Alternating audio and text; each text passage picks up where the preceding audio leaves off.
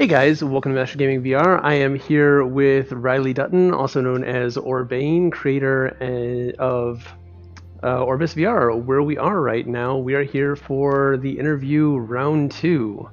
Go ahead and say hi. That's right. Hello, how are you doing, And future we people? and we also have our studio audience over here. Say hi, guys. Hello. Hi. What's up? Yeah, they're very excited to be here. All right. So I've got my notes here that you guys can't see, only I can see. So some easy warm-up questions. Kind of get like the I don't really know much about Orbus VR questions out of the way. Okay, so some of this is going to be rehashed from the previous interview, just to refresh in case anything's changed. Some of it's for the new players, and some of it's for the more experienced players, with even some of the audience having questions that they've provided. So jumping right in, since the last interview back in June, what things have you learned, and what's been the biggest challenges you faced with Orbis? Oh my God, since June? What month is it right now? November? Yeah. Wow. We've learned a ton. I mean, I can't even, begin to answer that question in I like one just sentence. well, one thing that stands out. Like what has been Okay. what's the thing that has stood out the most about making the game for you? Yeah, it's always harder than you think it's going to be, and things always take longer than you think they will. I know that there's things that are still on my roadmap today that were on my roadmap 6 months ago that will probably be on my roadmap 6 months from now. We've tried to be as ambitious as possible, but also, our team is lean, which is a good thing because it means we can keep the game running pretty much no matter what.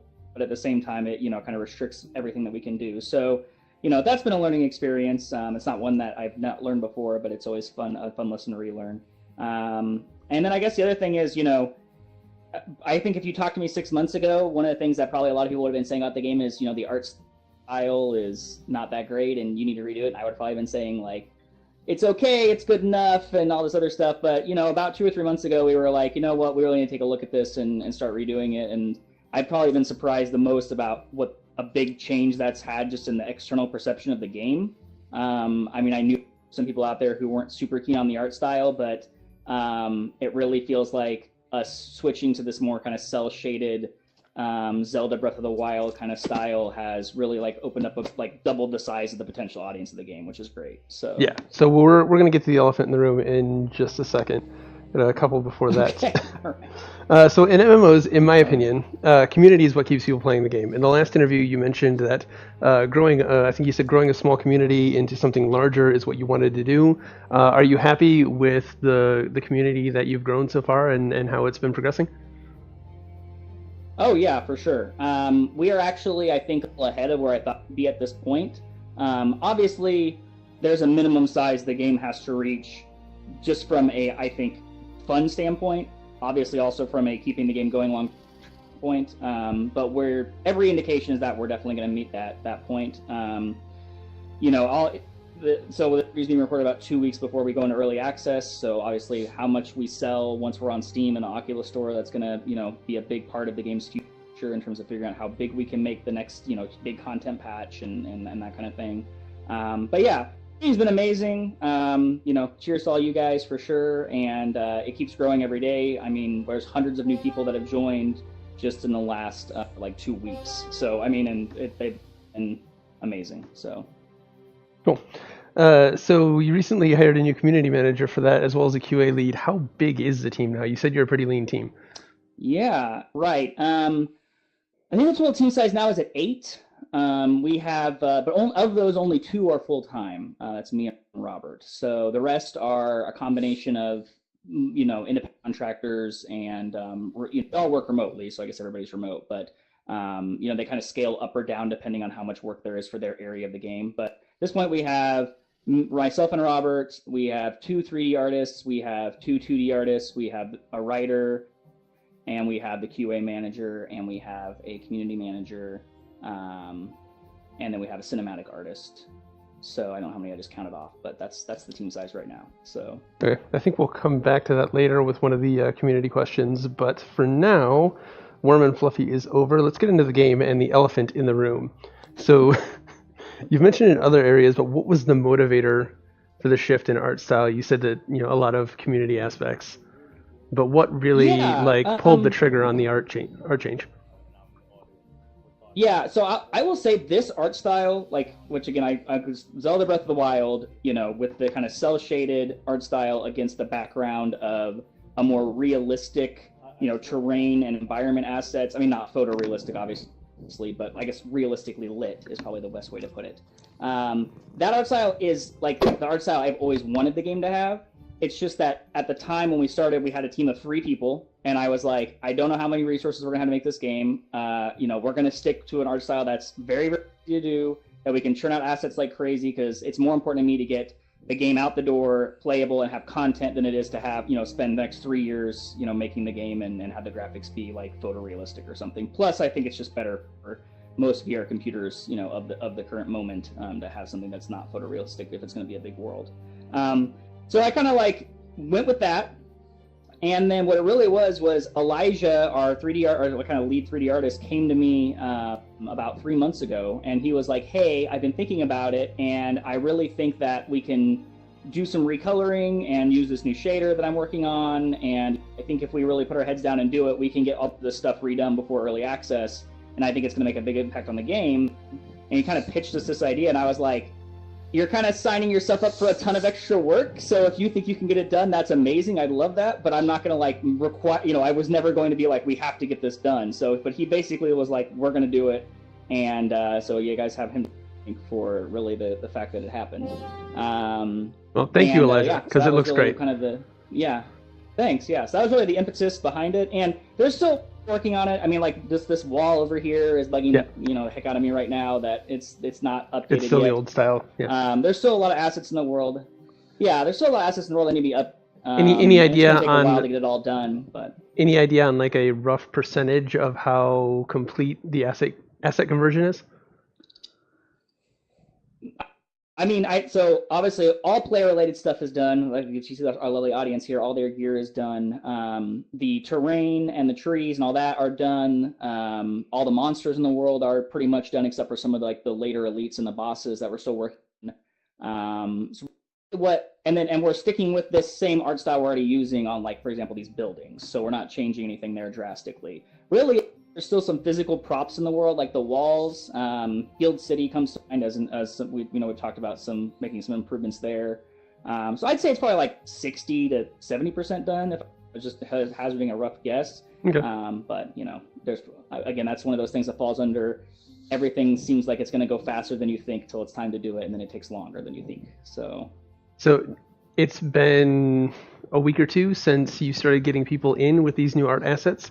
Have they been as performant as you wanted them to be? Have you been seeing any numbers come across that say the game is considerably more demanding, or is it about the same?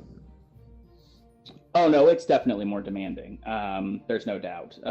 So basically what we had to do was there's now, different graphics settings you can have in the menu, and they've always had that, but the difference between what we do to get the game running on standard on a 1070 versus what we had to do before, we have to do a lot more optimization now and be more careful about the texture sizes and avert counts and try counts and all that kind of stuff than we were before. So it's we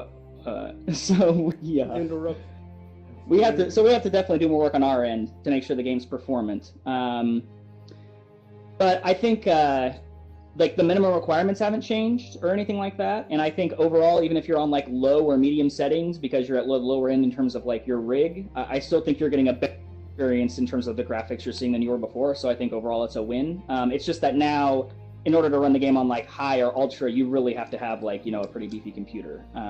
But that's kind of good to some degree, because I want this game to be around for multiple years, and hardware is only going to keep getting better and better in that time. Having an art style that's primed to take advantage of those advancements, I think is a good thing. So there's more of a wider range of graphical options with this style. I would say that's definitely true, yeah. All right, so more new player focused questions.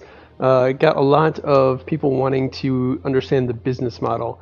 In the previous video you mentioned buy to play. Is that still the plan? And basically just how is Orbus going to make money and keep putting out content? Sure, yeah.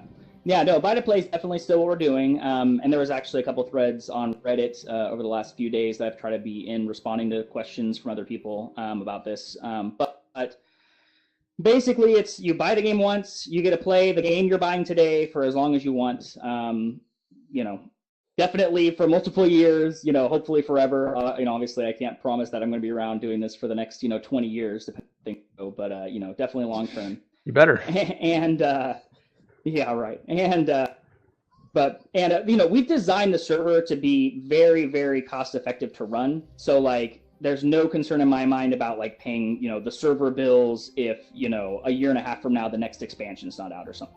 That's not anything I'm worried about. But anyway, so speaking of expansions, and then you can pay. Well, so basically, then we're probably going to have some kind of in-game cosmetic cash shop where you can buy things like different styles of dragon pet, that kind of stuff. Nothing pay to win, nothing that affects the actual game, anything like that. Just purely for people who want to support the game additionally, or think that, they want to have a cool pet follow them around, or maybe like a cool hat or something like that. And then the main way we'll keep making money long-term on a recurring basis is expansion packs. So, approximately 3 to 6 months after we go into early access, we'll put out our first big content pack. That will not be a paid expansion pack. That will be totally free to everybody who has the game already. That will introduce the shard dungeons and the raids. So, and that's at the point where I'm going to consider the game like done for version 1. And then about a year after that, we'll put out the first, hopefully, big expansion pack. That will be, a whole new set of, massive numbers of requests, massive more leveling, basically similar to the amount of content that's out now. And that, will be an additional charge if you want to play that content. If you don't buy the game at that point, you can keep playing the game you already bought, but, you just want to have access to the new stuff. But then we'll just put one of those out every year, hopefully, and that's how we'll, keep ongoing funding development. So, makes sense. Basically, the Guild Wars model. Yeah.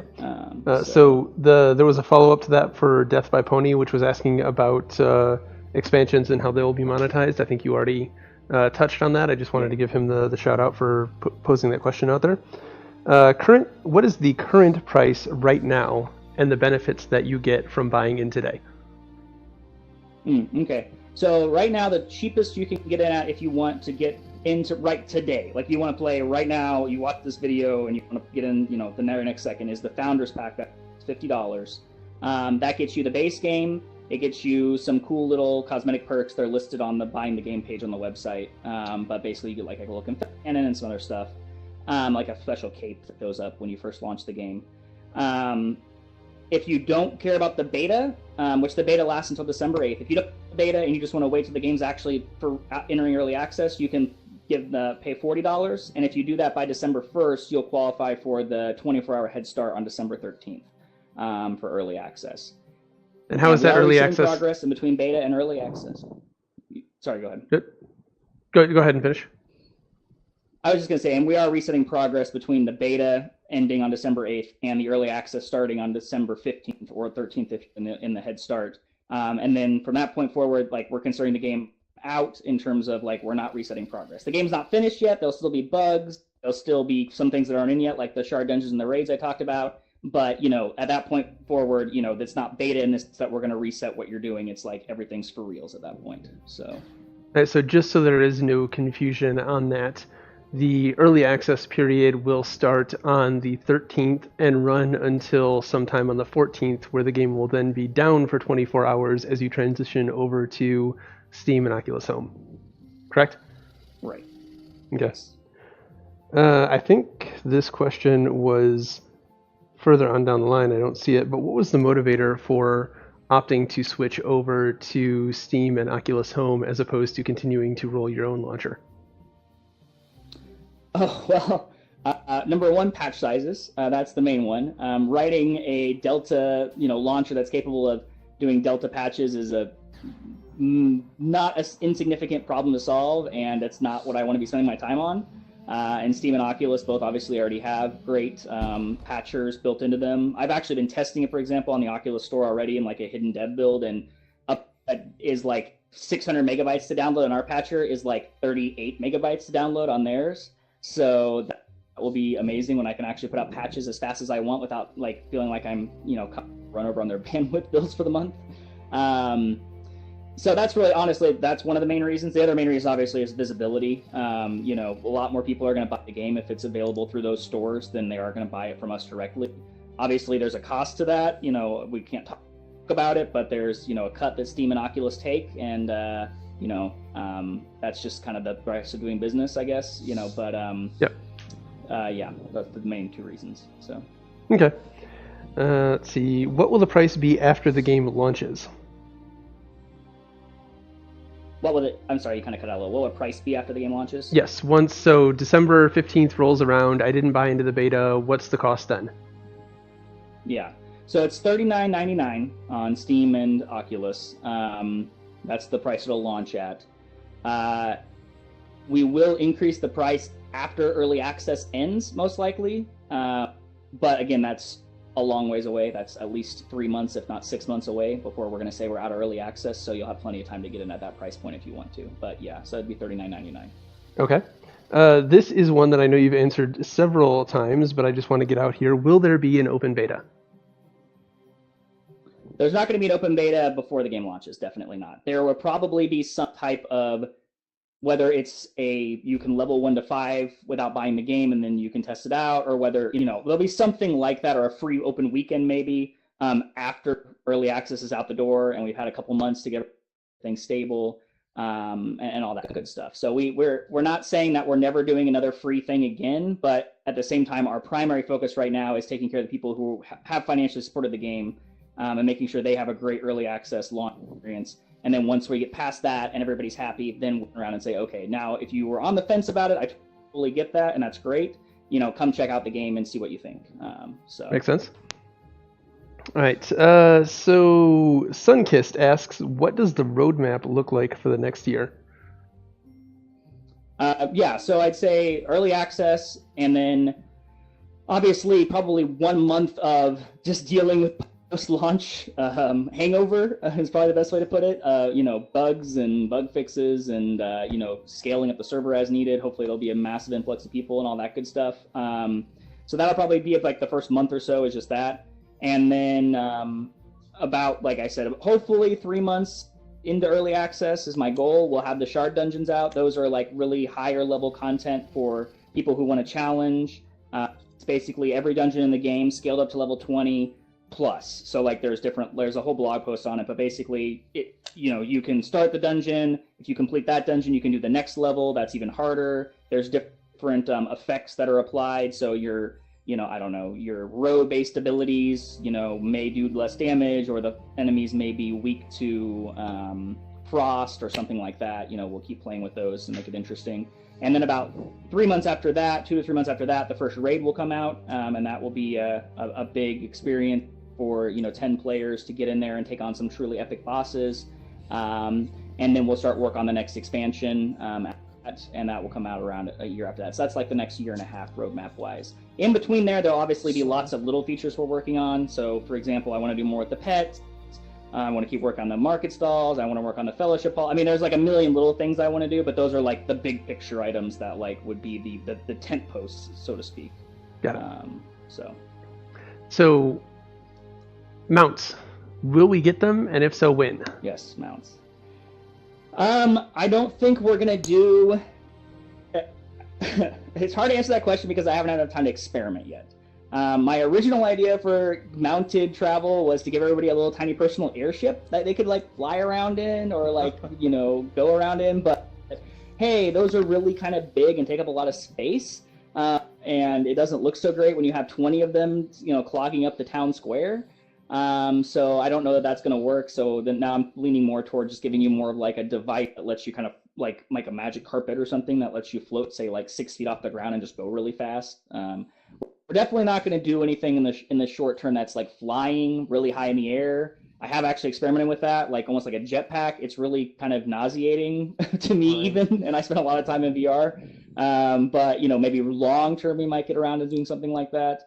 Or even like group mounts. So that would be cool to do, but that would be, again, long term. So we'll definitely have some kind of option that lets you get around on the ground faster. I don't know if it's going to be just something as, you know, like a magic carpet, like I said, or be, but you know, again, like somebody I know brought up, like, you know, making your dragon really big and riding around. I mean, that's a really cool idea, but I don't know how that would work in terms of like actually in VR and without it feeling like you're just standing on top of a dragon. So, but if I can figure out a way to do it, maybe we'll do that. I don't know. I need a lot more time to play around with it, which is why we haven't done anything yet. I'm going to throw out there that I really like that idea. Whoever suggested it is a genius. just give him one of the treats off your belt, and he grows like a Scooby snack. Here, be my mount. But again, it'll just feel like you're standing on your dragon, so I don't know. Or your feet are through the dragon. I don't know. Anyway, well, I'll play around with it. We'll see. We don't have feet. That's one of the exciting things about this. Sorry. That's one of the exciting things about this is, we don't know what's going to work yet. So. All right. So plans for PSVR or Microsoft's mixed reality platform? Anything other than Steam and Oculus? Any plans? Right. Yes. I actually do have a Samsung Odyssey sitting on my couch. I have heard from 2 or 3 people that the Windows mixed reality does work with the game because mixed reality works with Steam VR now. So if you just basically use the Steam VR client, you can play on mixed reality. I haven't had a chance. I want to sit down with my Odyssey and actually like really get into it and make sure everything works exactly to, and I haven't had a chance to yet, which I haven't been advertising that the game works in mixed reality. I don't know that we'll ever make it to the actual Microsoft mixed reality store, just because I've seen online people talking about Unity games having a lot of problems, because I guess something to do with C# and the Mono.NET engine and the way they have it, because it has to be a Windows Universal app or something. So I haven't had a lot of chance to dive into that yet. So definitely not like tomorrow, but that would be something like, once we get a few months into early access, I would like to look at Windows mixed reality.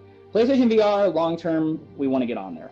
I don't know how long term that is. If the game is a massive success, then maybe that's where I can talk to somebody and be like, hey, support us going to PlayStation VR, and we get on there a lot easier. But I'm not going to commit to anything until I've had time to explore how long it would take and stuff. But I mean, certainly, I would want to get on there because there's a lot of people that have PlayStation VR, and I think it would be cool to have them in the game. So.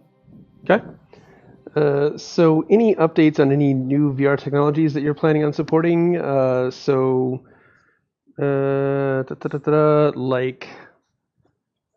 the name completely went out, the null space suit. I don't have any particular. I mean, the Knuckles controller for Steam is the next thing on my list. That would be qualify for that. I don't have anything planned for anything else at this point.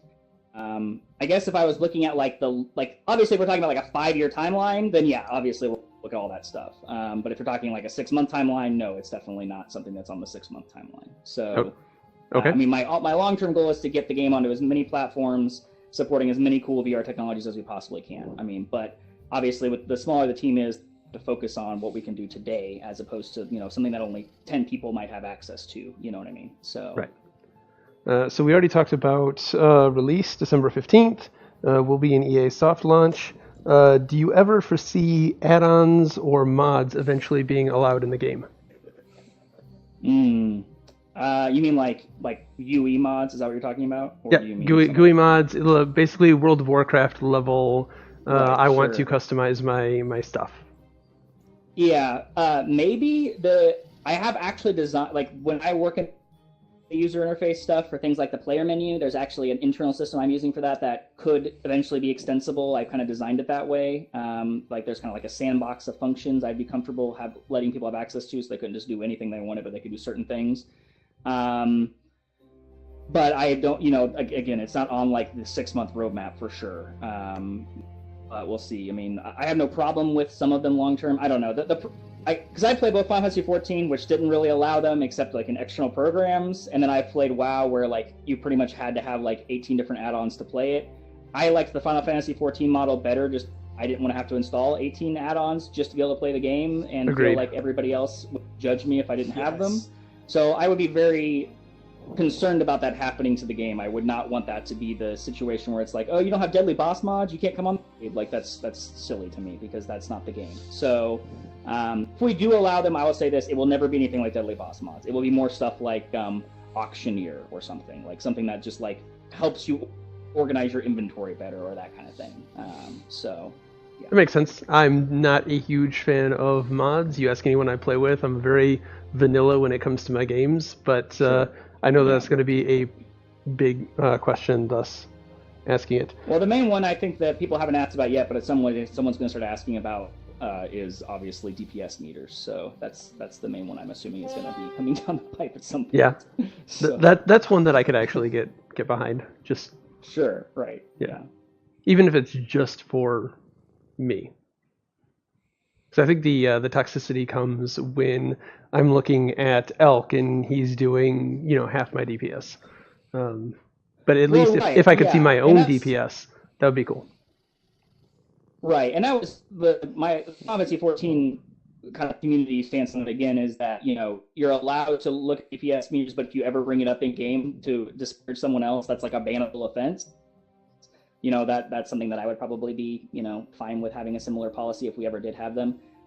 Like I said, it might be something where maybe we just have some kind of logging system that's logging the damage you're doing, so if people make external tools. But again, in VR, it's not like it is in a 2D MMO, right? You can't have like your VR headset on and like your DPS meter on this screen.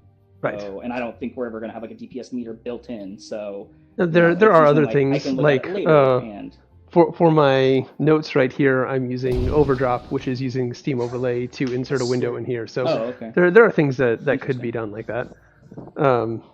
But anyways, getting a little carried away. Sunkissed also, somebody who doesn't have the game, by the way, just curious about the game. Do you recommend Vive, Rift, or Other? Which isn't exactly how he worded it, but I paraphrased. Oh man, as the developer, my official stance is that I support all VR headsets equally, and I have no opinion on this. No, I will say this. When my friends ask me this question all the time, and I prefer the controllers on the Rift myself. I think they're more ergonomic and comfortable than the Vive wand. But I think that the Vive has the better tracking system by far, personally. I mean, not that the Oculus isn't good or can't do 360 tracking. I'm using an Oculus right now, so but the Vive is just, I think, a little better at the tracking side of things. But the Oculus headset is lighter weight. Yes. The Oculus Rift headset, I think, is lighter weight, and I like the controllers better. But for example, will not get off the Vive or what I do. He just only wants to play on Vive. So I think it's really, if you can, try them both in person. Go to a mall where there's a Microsoft store and try whatever one they have there, and then go to a Best Buy and try the other one if you can, or go to a friend's house. But I would agree with that, because I will say, I will also say the price difference has gotten to a point where you have to really like the Vive a lot better now to justify the price difference. I would make the exact opposite assessment of the controllers. I have fairly large hands, and I like the way the Vive wands fit much better than the Oculus Touch. I feel like Will Smith in Men in Black. I feel like I'm gonna break this damn thing when I'm using the Oculus Touches. But that's just me, and it is very much personal opinion. I do like the Vive tracking better, personal. But and it's an opinion piece, like Sega versus Nintendo. Exactly, and I started with Vive. I used Vive for a long time, and I have two Vives, and I have like an Oculus, and I have Windows mixture. I have them all. So I think they all have their strengths and weaknesses. If I could combine them all together, if I could have inside-out tracking as good as a Vive with then that would obviously be the perfect headset, but we don't have that yet. So okay. PvP. What kind of PvP elements are in the game? So the main one that's in right now is basically the high-level zones, the world zones. There's four of them in the game, and in those zones, it's open PvP with a bandit system. And if you die in those zones, you will lose all of your tradable items. That does not include equipment and things that are soulbound, which is most items in the game, but it does include things like things you harvest, potions, fish, that kind of stuff. There hasn't been much PvP in the game at all so far. I mean, I'll just say that. Like, I think everyone here would agree with me. Like, other than people, testing it out and goofing around, the open world PvP has not materialized to be actually competitive. I think that will probably change when the game is live and it actually matters. Right now, it's beta and nobody cares if they lose their stuff. But I think we've got a really good core community that doesn't really lend itself to that mentality. I think that's we're going to get some of those people in here. Post-launch. We always do. The difference between I think, and again, I'll say there's a difference between, the game is designed to be, you're supposed to be risk in the wilds, right? And it should be. Oh, yeah. And if you know, even if you're a nice person, if you see somebody who's really low on health and they have some good loot, you should, go after it. Yeah, no, I didn't. There's certainly not in like griefing. Yeah. Yeah, I can see that statement coming off wrong. I didn't mean that PvPers are assholes. What I meant was that we're a pretty tight-knit community. We all know each other. We all like each other. We've all partied together at some point. So it's a little bit more, hey, I know that guy. I'm not going to go stab him in the back. More that kind of community. And once we get more people in here, there's going to be more, oh, hey, there's a guy. Let's go get him. Because, we don't know him. Right. So that's sort of what I was getting at. That's probably true. Yeah. Yeah. So more on PvP. Why did you opt for PvP zones or instead of a full open world PvP? Well, that's okay. Because hey, Trenchwalker, how's it going? Sorry, I'm so sorry. I have locomotion on and I tapped the trackpad. It's okay. So why? Basically, the question is, why didn't we just have open PvP everywhere? Yes. I'm a fan. So games I played in the past that have kind of influenced that. EVE Online's a big one. I like the idea. I think it matches the idea of how the world is, that there are places in the world that are safe and there are places in the world that are dangerous, right? And the farther you get from civilization, the more dangerous the world becomes. I did toy with the idea at one point of having like some of the outside town areas be sort of semi-safe, where like kind of like an EVE where you could attack other players, but guards would kill you. So if like someone was carrying something really, really valuable, it might be worth it. But there was just a lot of feedback from the community that was basically like concerned about people taking advantage of that, and I didn't know if we'd have the resources to police it very well, and I just, so I decided not to do it. So we decided that we wanted there to be some places that were safe and some that were dangerous. We decided that by the time you're level 20, you should know the game well enough and be comfortable enough with the system that hopefully like PvP isn't like a complete turnoff to you. I don't want level 1s getting killed right when they're starting the game and they're just figuring out VR and this is all new and they can't even do anything because they're getting grief. But by the time you're level 20, you should know what's going on, I guess. So with level 20 being the max level for anyone that is unaware. Yeah, level 20 being the max level. Yeah. All right, so I'm a Care Bear. I don't want a PvP. I hate PvP. How do I avoid PvP? Right. So the other thing we decided to do was we decided to make PvP opt-in the sense that if you are strictly interested in the PvE content in the game, there's really no reason you ever have to go to a wilds if you don't want to. The dungeon entrances are not in the wilds. They originally were going to be. We decided not to do that for this exact reason. So essentially, there's nothing forcing you to go into a wild zone at this point. But what we have done is we put valuable resources that are part of the economy. So resources that make potions, fish, these things, there are some things you can only get in the wilds. If you're a Care Bear, you can buy it from another player who has, taken the risk of going there because you can farm up your own gold in safer spaces, right? So you're premium for them taking that risk for you. We wanted the economy of the game to be competitive, not in the sense that whoever has the most time to log in, has the most money because they can spend all day grinding, and no one can stop them, but competitive in the sense that like there are actual places where player conflict can happen in the world where there are valuable things that two people want to get at and you might have to fight over it. You know what I mean? So It's still very Care Bear friendly. If you just don't want to, PvP at all, you can totally stay out of those zones. But if you're like wanting to get involved in like the player run economy, then that's kind of like part of the package deal, if that makes sense. So risk versus reward. Right. So let's see where we are. There aren't any arena battlegrounds. I can't read my own typing. So the arena battlegrounds PvP is more of a PUBG style, correct? Yeah, that's the original inspiration. I actually got with that before I was aware of PUBG, before it was big, so I kind of feel proud about that. But you don't parachute in or anything. But the idea is that's kind of like Hunger Games, where you spawn in. Everyone starts at level 1. You don't bring in any of your outside gear from the regular game. Everyone starts on an even footing, and then you can either choose to attack other people, or there are monsters to kill to grind that will drop loot. So it's like, similar to PUBG, do I go collect things from houses, or do I kill monsters, or do I just go try to immediately get in the fight? That said, that was basically like a prototype, and we haven't had any time to expand it as much as I wanted to. I'd like to give some more love to that probably in the next 3 to 6 months, and kind of actually make it to where 8 to 10 people are participating instead of just 4.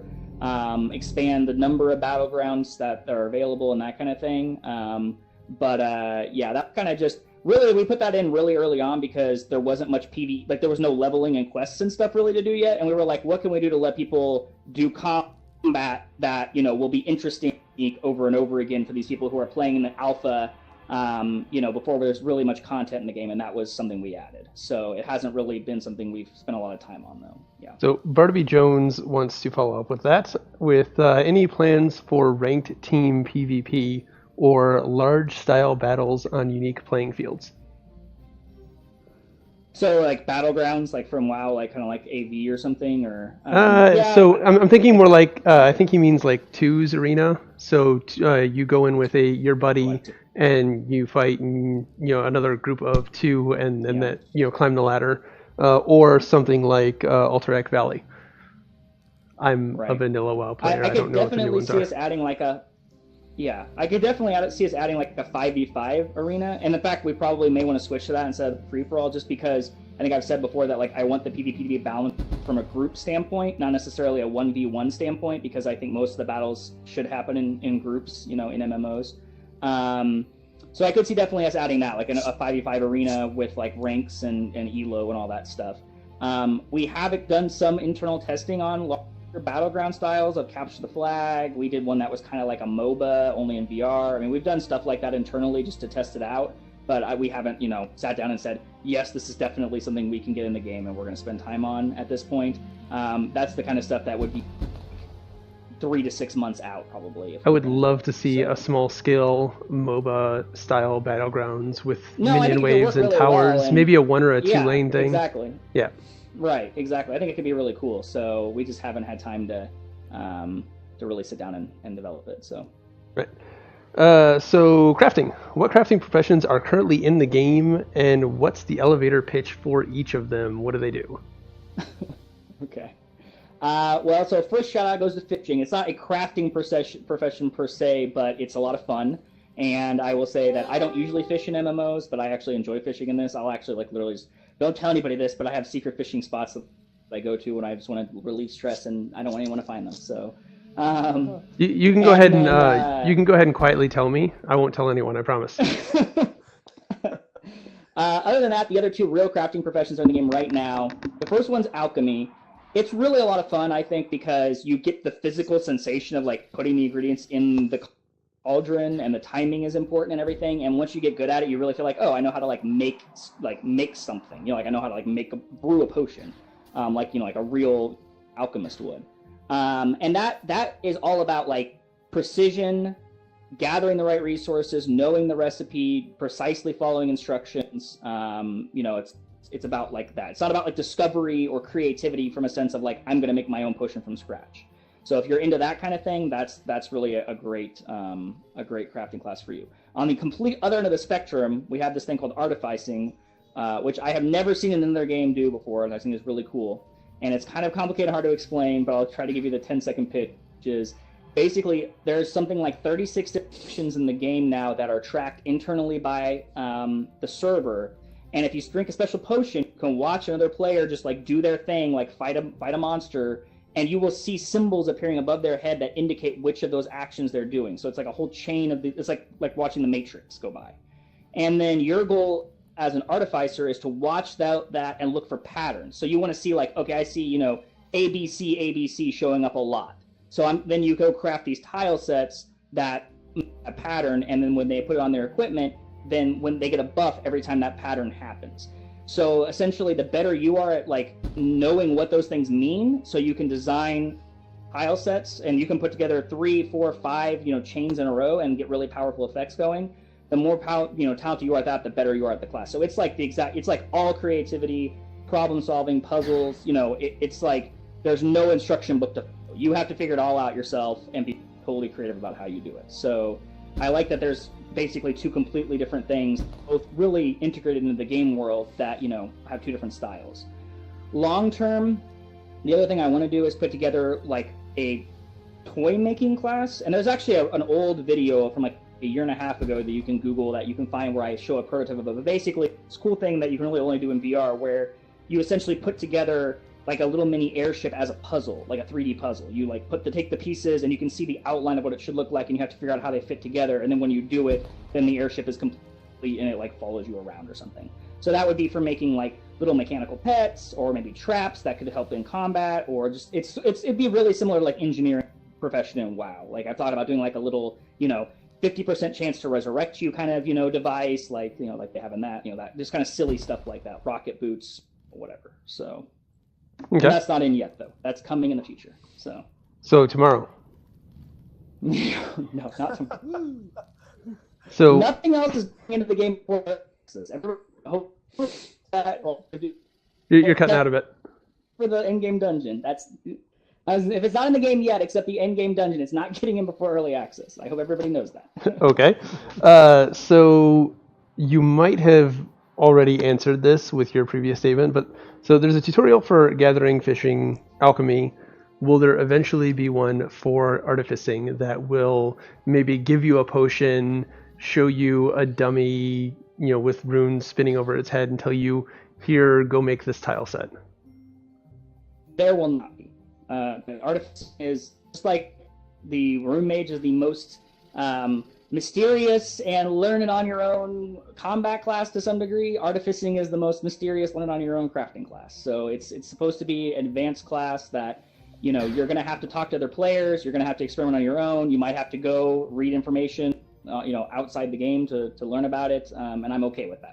I think that's part of the game. So there's not ever going to be like a hold your hand tutorial for that class. Okay. Well, I was going to ask if you can elaborate on how a player goes about starting artificing, but it seems like that's a no. Well, no, yeah, they're actually. I don't think Robert's not here, is he? I don't see him. No, okay. There's actually a quest that gives you, I believe, right now the potion that lets you see the symbols the first time, and gives you the recipe to make it. So I guess that would be your first, and gives you the recipes to make 7 of the rune tiles. So then you get that as part of the main story quest, I believe, or maybe it's part of the fishing quest. I'm not sure. I'll ask Robert and make sure he posts on the forums and let you guys know. But so you stumble across the existence of it. It's just that basically, here's how to make tiles. Here's the potion to drink.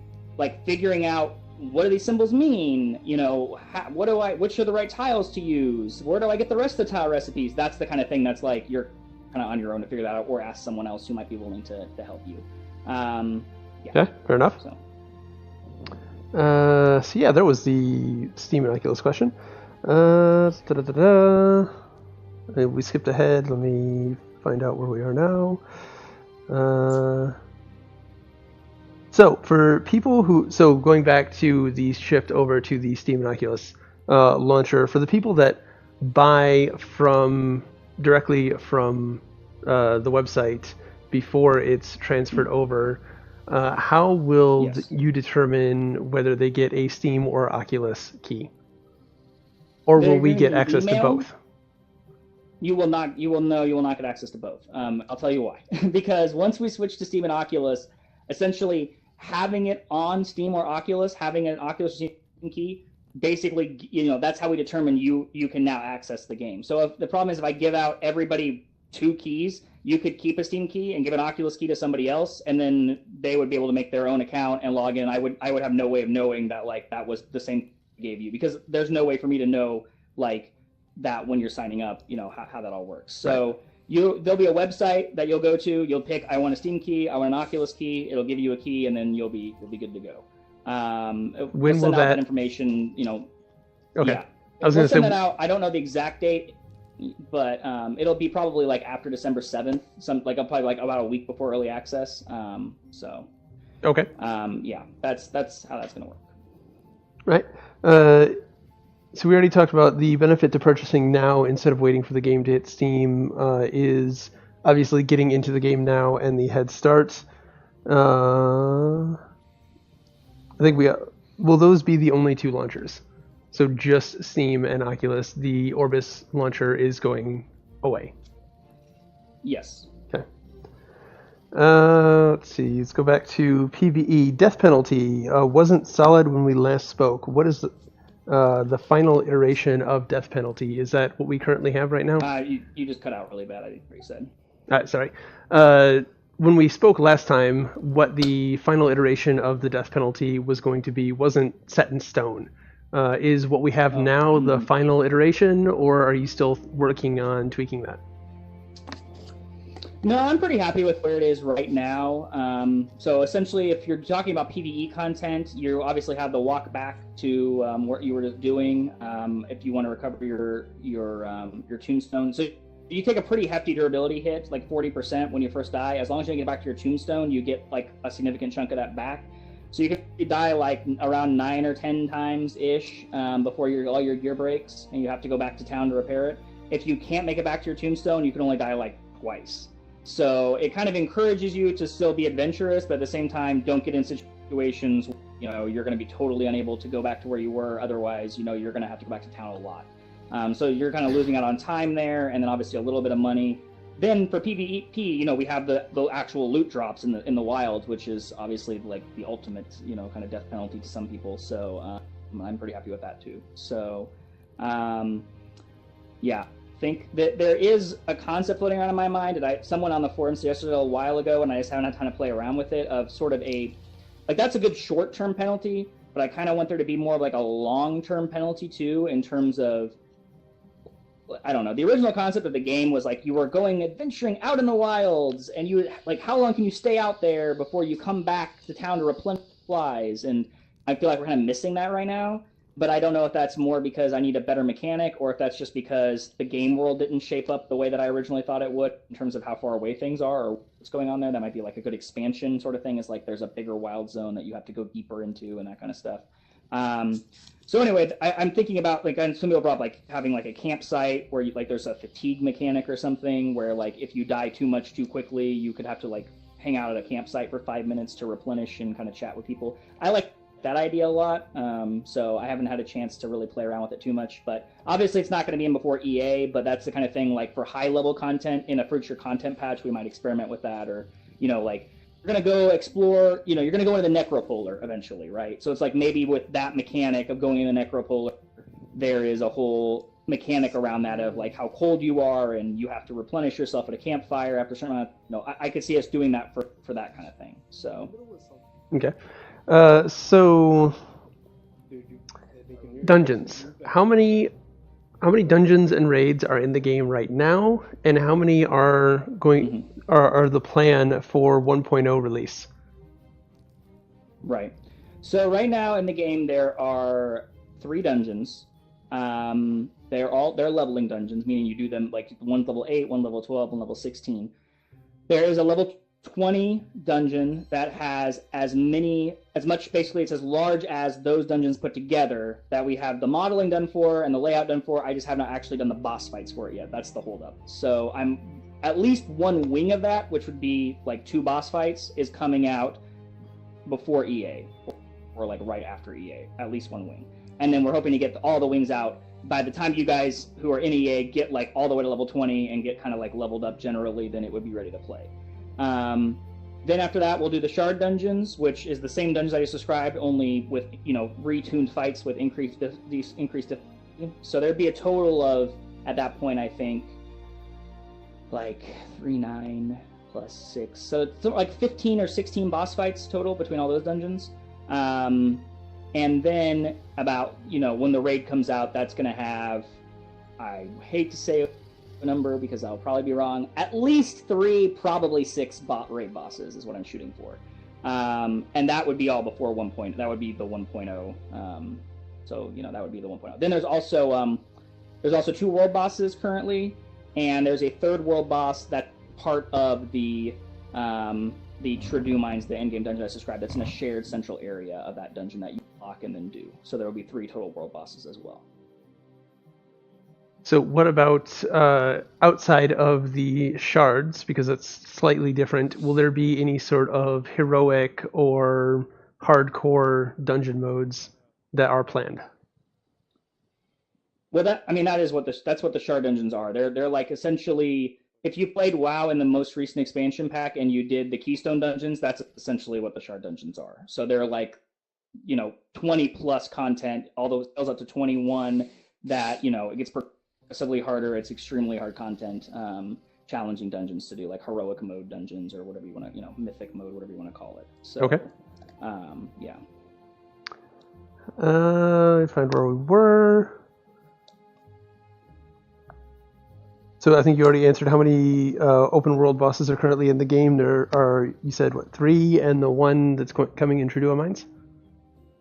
There's 2 right now. There's one that's coming in the mines. Okay, so there's 3 total.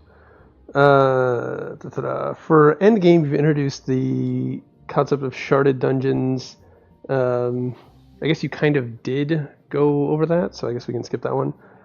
Are you still focused on the 1/3 story mission, 1/3 side quest, 1/3 camping, grinding level experience? Yeah, we actually just went back and rebalanced the XP around those lines like early 2 days ago. We're doing currently this super beta leveling challenge. You can start a new character and get it all the way through the main story quests. By the end of the beta, you get a special cape. Oh, really? And yeah, that's with the new leveling curve in place. That will be basically we're still boosting the amount of XP you get from grinding right now, so that you don't have to grind as much in the beta. But the quest XP is basically what it'll be at launch right now. So, and it's about 1/3 main story quest. About 1/3 is a combination of side quests and the hunting log, the hunter quests. And then the other 1/3 is just, basically on your own grinding XP for each level. Okay. So about how many quests are currently in the game? Just a rough estimate. This is a Robert question. I actually just saw a spreadsheet. That's a lot. I want to say there's like 60. There might be like 80. There's a lot of quests in the game. I think a better metric is probably how many hours of questing in the game. I would say that if you not counting the people who are doing the super leveling thing and are literally just like pressing, they've done every quest, they're just pressing the dialogue as fast as possible, they're getting their level 20 friends to help them complete the content. I mean, there's probably a solid 15, 20, I'd say 20 hours minimum of if you were just doing like all the way questing 1 to 20 and you were really fast at it. And how much of that is questing is probably about 20 hours. The total amount of time it's going to take you up from 1 to 20 is probably around 40 if you're really fast to 60 hours. But that includes the grinding and the getting distracted by fishing, assuming you're going to do some crafting. I mean, obviously everyone's different. It's hard to tell. I'm sure someone's going to do it in like 20 hours just to make me look silly, but that's how it goes. Probably somebody from EK.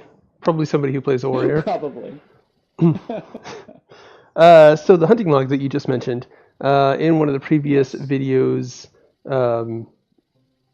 you said it pretty much evolved from this concept of being a mechanic of like a hunting log that you would go into menu and see, kind of like Final Fantasy XIV style, and it's now sort of evolved into a quest system. What sort of was the reasoning behind that, and will we ever see it move into its own system instead? I would love to see that. Yeah, it was purely a time thing. It just was one of those mechanics that kept getting pushed down the list, and then it was finally like, okay, we're running out of time. This isn't going to make it in. So we still wanted that to be part of the experience of going and hunting down certain creatures and having to find them in the world. So we just decided to roll it into the questing system. So now basically there are a series of quests you get from an NPC. It's the very same thing in terms of like it tells you in the journal where to go, and it tells you what to kill, and you kill a certain number of them, and you get XP for it. It's just that it's not like its own separate mechanic in the game anymore. But that's something that hopefully long term will make it in the game. Yeah. Right. So what tools are going to be available in game to help get a group together? So sort of maybe Final Fantasy XIV's LFG system, or something that's you don't have to go to an external site. Destiny. Are you still talking? Are you there? Yes, I am still talking. Oh, I got what tools are going to be available in game, and then you just totally cut out. So. Oh, okay. Well then, so basically looking for group tools. What tools are going to be available in game for me to be able to find a party? Maybe like Final Fantasy 11, looking for group system or anything, so that I don't have to go out to an external site. Destiny. Yeah, no. We're going to have just a generic, basically, in your menu. You'll pull it up. It'll have a list of people. You can post essentially. We'll have some predictions like I'm doing the True Mines and I need a healer, and that's a predefined option you can have. but I'm going to be pretty flexible because if you want to put a listing that's like, we're just going into the wilds to hunt people down, that's fine. We're I am looking for this player, and maybe this is how, like, there's a bit, I want it to be generic because I think they'll get used for a lot. And then based on what it's used for, we may split that off in a separate system. So for example, if there's a bunch of people posting like bounties on there somehow, like offering a bounty for this player and everyone can see it right here, then maybe that becomes a separate system later that we figure out if that gets a lot of use.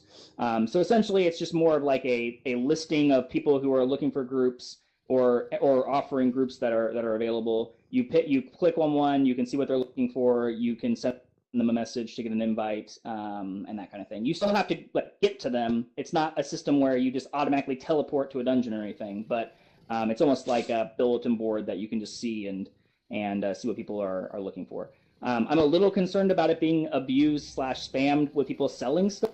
I'm not totally sure what to do about that yet, so that's why it's not in a game yet. I have to think about it some more, and if either A, I'm okay with that, or B, that needs to just be somehow automatically filtered out, or something like that. I don't know, but yeah, I can see that being abused very heavily.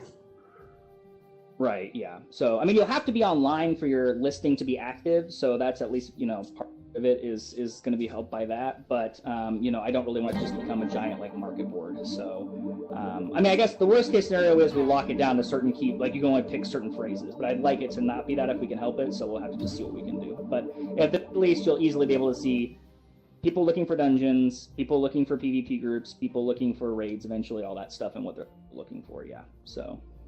Okay. So what was the final decision on fellowships? How many can I join? And how do I communicate with them? Yes, the final decision was you can only join one fellowship. I think I said on the forums a while ago. And then basically the reason we decided that was we wanted the fellowship to feel like your in-game family.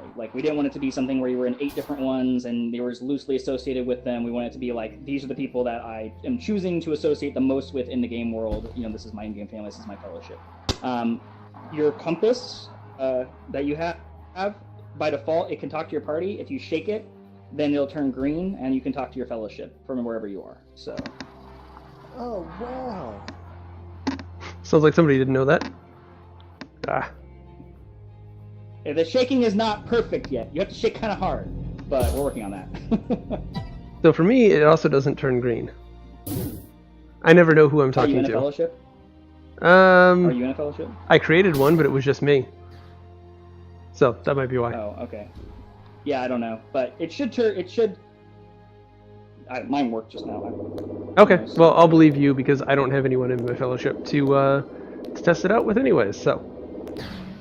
Classes. When do I get my Dark Knight? Not before EA. So the first new classes the soonest we'd have the first new classes would be at least 6 months away. It would probably be not part of a content pack.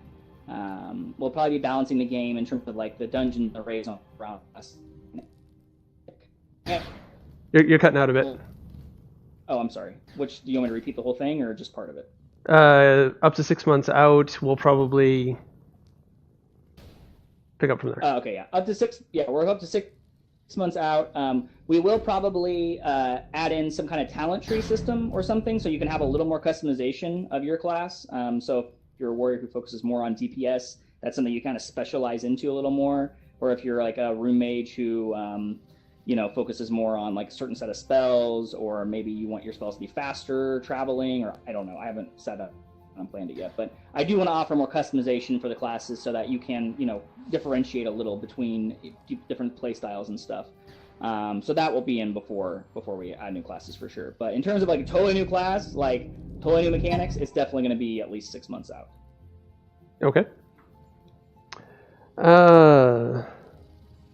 So any roadmap for the classes on what you want to work on first? Oh my gosh. Or maybe a class every X time period?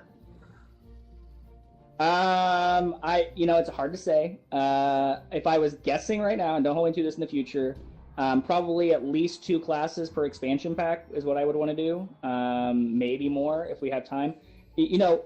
I want every class to be very different. And I think we've done that with the classes we have now. They're extremely different from each other. They're extremely different play styles to the point where, like, I only like Room Mage. I hate Room Mage. Like Warrior. I hate Warrior. I like that people have strong opinions on the classes beyond just like, well, any healer will do. The Priest is the most powerful this patch versus the Shaman, but, what can you do? You know what I mean? Like, I don't want them to be cookie cutter. Any healer is the same kind of stuff. So I don't think we're going to come out with massive numbers of classes very frequently just because, like, I'm only going to put out a new one when it's like I have a really good idea for an in-game mechanic that I think I want to build a class around. And I have some rattling around in my head that I eventually want to do, but, that's, I guess I was going to say, like, that's why there's not going to be 4 or 8 new classes, or we're going to probably have, like, 20 classes to choose from, just because I don't think you could come up with 20 classes in the next year that would all actually be unique that I could make, really interesting.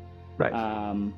But so it's probably like 2, with the first expansion pack, and then we'll kind of go from there. I know a lot of people want a different kind of healer, so that's probably something we'll target, and then probably another type of DPS class. So, my guess. But So will we ever get different weapon types for the current classers? So, sword and board warrior, could I ever have maybe a mace or a great axe or something other than the sword and board, but still be a warrior?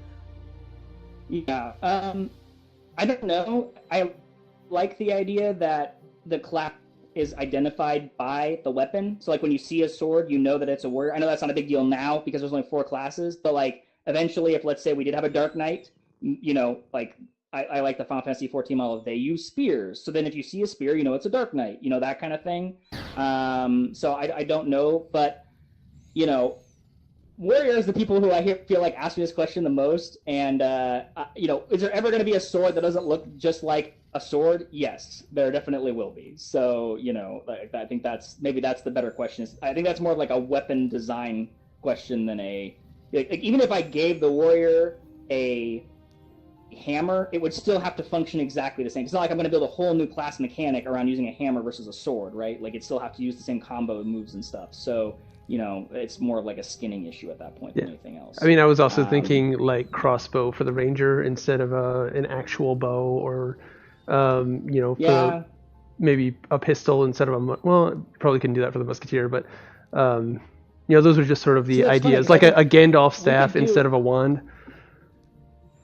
Right, but again, that's the reason we have a wand is because the whole class mechanic is around drawing, and if you have a big old staff, it's not super easy to draw things. So it might be a little bit more difficult to draw, but more powerful spells. Anyways, probably not on the roadmap. All right. Let's see.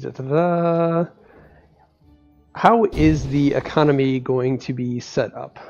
We touched on this a little with the wilds, and that's going to be a driver, but what is my gameplay loop going to look like if I am a crafter or a trader? What do I have to do to become a billionaire?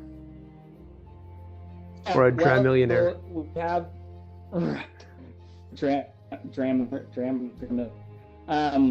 so obviously there's gathering in the game. I think my guess is that if I was like looking like about valuable stuff to do, gathering's very easy, and there are some places in the world where there are things that are harder to get than others, so that would be somewhat valuable. Fishing, especially the higher level rarer fish, I think is going to be a pretty big driver of they're going to be pretty valuable because there's a lot involved in that, so that would probably be a good way to make some money. Obviously making potions, you have to know the recipe, and you don't get recipes by default, right? You have to go find them in the world, and not everybody's going to know where they are. When you get those recipes, get those rare ingredients. Most of the high-level potions that do crazy stuff, like there's one that I don't think anyone's even made yet, that I don't know if anyone knows about yet, but it essentially allows you to be masked from aggro creatures for a certain amount of time. So that's like a very valuable rare potion that requires rare ingredients from hard to get places, but can come in really super handy for somebody who wants it. So that could be a big money driver, that kind of thing. You put repel into the game. And then artificing. What? Yeah, right. Exactly. And then artificing, obviously, if that becomes something that's really valuable for combat, which I think it will, then I think a really talented artificer could make a lot of money off people because you're going to get them to know what tile sets to put on and craft you those custom sets. So, and then in terms of how the trading's going to work, we have the player-owned market stalls, which you can actually see a couple of them here. They're the ones with the little blue banners on top of the NPCs. And essentially, those are the only places in the world where you can persistently buy things right now at all. I'm probably eventually going to put in some NPC vendors who'll sell real basic stuff. But right now, it's like if someone wants to buy a healing potion, a player has to have put a healing potion for sale in a stall. So, right? Like that's how the economy works. So it's really player driven in that regard. You can't just go buy a healing potion from an innkeeper, an innkeeper NPC. If you want a healing potion, either make it yourself, get the ingredients and get someone to make it for you, or go buy it from a player who's put it in a market stall. And whether they themselves or they have a supply chain of potion people who are making potions for them so they can sell them to the newbies in the newbie zone, I mean, that's kind of where the economy comes into play. And we don't know how that's going to shape out yet because during beta those kind of things just don't seem as important. So people don't spend a lot of time just gathering resources and stuff because it's all going to get erased anyway. So we'll have to kind of see how that shakes out. But right. So this is going to touch back on something you just mentioned a little while ago. But Blacksome Ingo, I think you've seen him recently posting on Discord quite a bit. Sure. He asked about player progression. What plans, and I think I'm paraphrasing here from what he said, but what plans are there to customize my warrior and making it different from Logan's warrior? Right now, we start with all available skills unlocked. Will there be any sort of player progression as you level up, unlocking new abilities? So we're not going to do any ability unlocking. We talked about doing that in the beginning. Part of it is I just kind of ran out of time to put that in, and then part of it is that I kind of think it's interesting that this is a game where rather than like in WoW or Final Fantasy 14, I start off with one button to press, and eventually I get 12 buttons to press or 20 buttons to press, and that's why I'm more powerful. In this game, there's much fewer number of abilities. Like, the Rune Mage has like 20 spells, so I guess, they have a wider variety. But like as an archer, the number of arrows I have doesn't really increase. But, my skill in when to use them, aiming, how fast I can shoot the bow, like all those things do increase naturally. So it's like your own physical skill is what's getting better. I think that's really cool, and so I don't want to mess with that. Like I just said, though, I am looking to add some like tree type stuff to the game so you can differentiate your warrior from Logan's warrior and your different kind of play styles, in that regard. So that will come into play. All right. Since you just mentioned Ranger, I'm going to skip ahead in my notes here. How do you feel about the recent Ranger updates? Do you think they accomplished the goal of preventing melee range arrow spam? Yeah. Well, I don't think the goal wasn't to prevent it, because if I wanted to prevent it, I just would have made it to where you couldn't do it. But the goal was to give you an incentive so that wasn't necessarily the best option a good chunk of the time.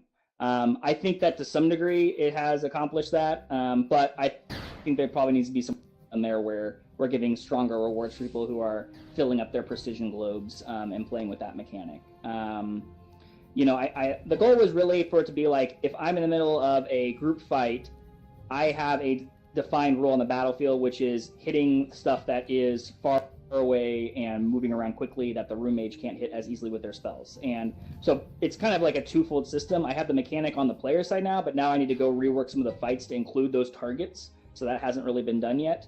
So yeah, I guess that's the long-winded answer to that question, which is I think it's worked pretty well, but there's always more work to do. And yeah, I'm okay with melee. I mean, monsters come up to you, so you're going to have to do some melee, range archery at some point. That's not a problem. I just don't want that to be always the best option, right? Like, that's the default option, is get as close as possible and spam fire. That shouldn't be what you're thinking. It should be like, sometimes that's the best option because it can come right up to me, and that's what I'm going to, it's worth killing it now than getting far away. But if I'm in a group fight, I want to position myself a distance away from the tank so that these targets, and I can build out my precision orbs for strikes on the boss. Like, that's kind of what I was going for. So yeah, unless it's you've patched or changed before my my previous Vive died on me, it did still feel like more shots were better than precision shots, but maybe that's just my lack of aiming and precision.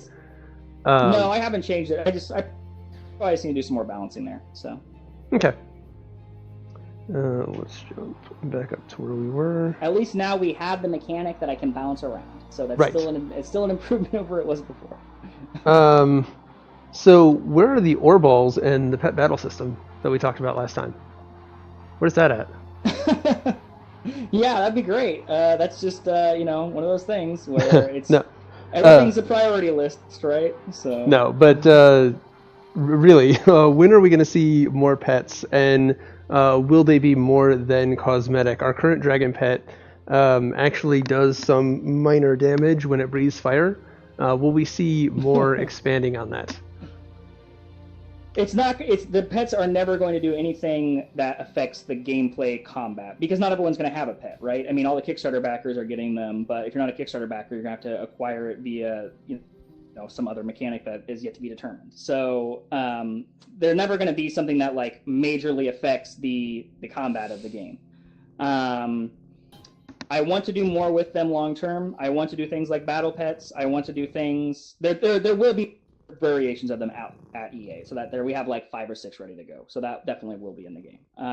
But as far as them doing more, it would be more about pet on pet battling, not the breathing fire for 5 games. That was just added like because I thought it was cool. So it was never meant to be a key part of the combat is bringing your dragon along. And in fact, someone pointed out the other day that like about 2 weeks ago that they were doing way more damage than intended once you were level 20. So I nerfed the heck out of that. So yeah, that was never intended to be a thing. So yeah.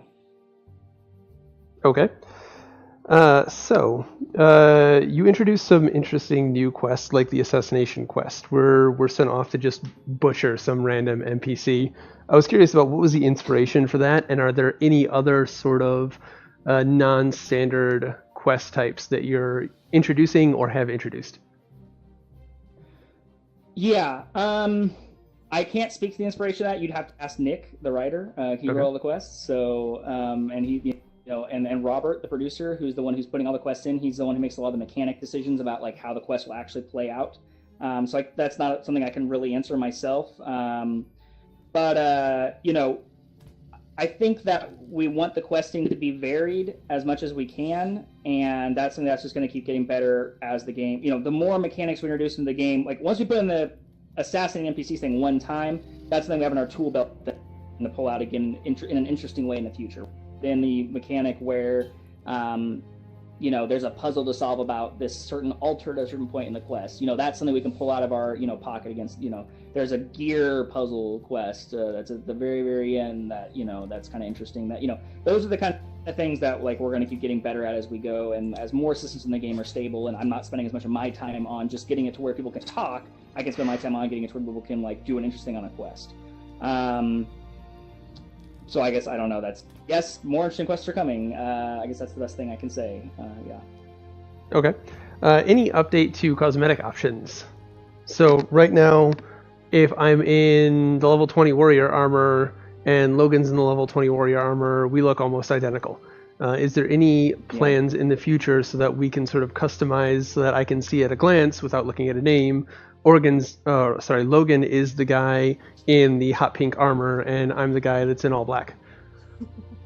Mm-hmm. Yeah, the new shader that we have actually makes that easier to kind of do because now everything's solid. Like there's a lot of solid coloring on the armor. You'll notice compared to last time when it was lots of different colors. So that like armor dyeing and stuff is definitely something that we can probably look at doing more of in the future. Right now, the main cosmetic slot is the cape slot. So as you can see, my cape is different because I'm a dev, so I'm special than everybody else's cape, which is, I guess, the best option since it's on your back. But if you just see somebody walking by, you'll definitely know, maybe who they are. And we actually have something, I want to say there's like 15 capes already that we have ready to go for launch that you guys mostly don't have access to yet, and they're going to be for special achievements and killing world bosses and all kinds of stuff. So that'll be a main way, is like not everyone's definitely going to be walking around the same cape.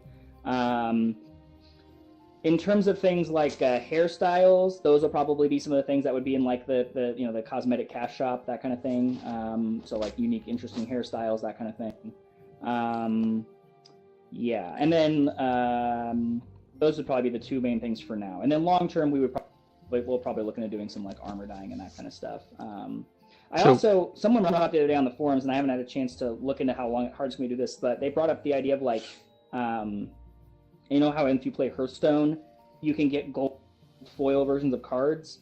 The idea that like some like gear would have a small chance to drop as like a gold foil version of that gear, and it might have like a built-in cool effect on it or something. So essentially, if you like really like to grind, you could grind for a long time. So you got the gold version. It's the same exact stats. It's just a cool cosmetic effect. Like that'd be interesting to include too. So. Finding a shiny armor. Right, exactly, yeah. So back to cash shop hairstyles. Does that mean that we will have some sort of barber in game to change our look at some point? Because I'm rocking a day one character that doesn't have any hair Yes. because there were no hair options on Right. day one. Right. Well, obviously, so yeah, I think that that's definitely something that's going to happen. I mean, and I guess I hadn't even thought about this till just now. I guess really what you'll probably want to do is, for now, because the way that it's going to work, but for name reservations from early access or from beta into early access, is essentially you're going to have the oldest character that's not deleted on your account is going to be kept.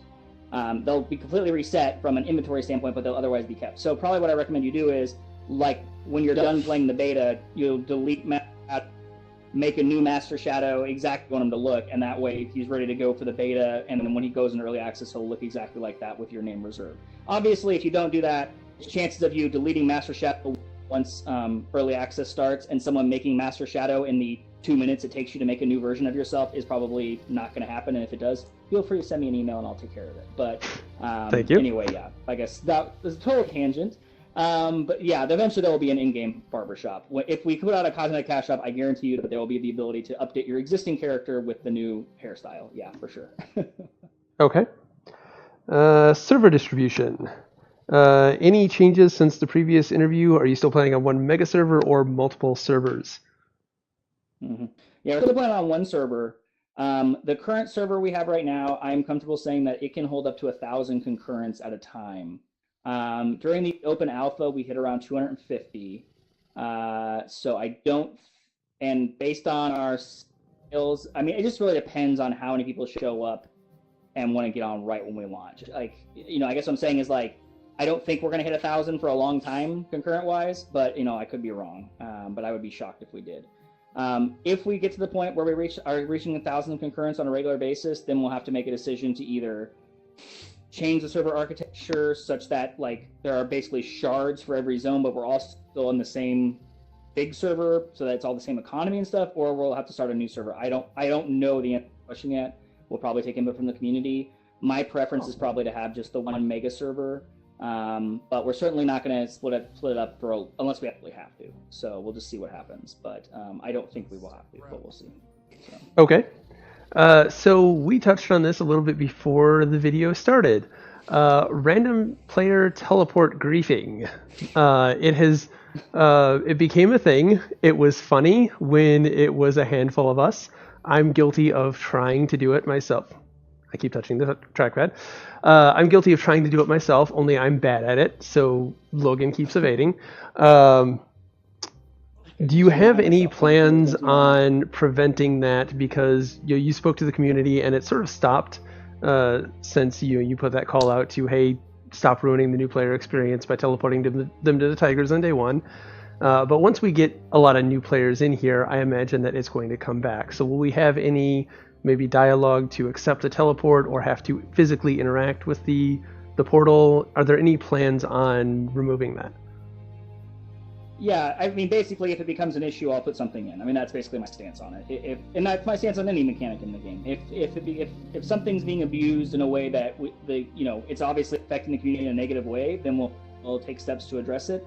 I'm not going to preemptively do that because I have trust in the community, and I believe that the community is great, and I don't think that's going to change just because we're in early access. But if it does happen, then I'll put a dialogue box in. You have to click accept before you can actually be teleported. We'll cross that bridge when we get to it. I'm not opposed to putting that in. I just think that it takes away from immersion, so I'd rather not if I don't have to. But we'll see. Any updates to our housing system? I see that we now have a great big sign that tells us this is our house and this is where our house is. Are we still going to be able to move them around like Final Fantasy XI Mog houses? I don't know exactly how those work. Final Fantasy XI Mog houses, I can't remember. Basically, any city you go to, you can rent out a house and all your stuff is moved there. That's exactly how it's going to work. So basically, essentially, I'm just going to be totally honest. We don't have the resources to make the interior of every house look different. So no matter where you put your house, the interior right now looks the same.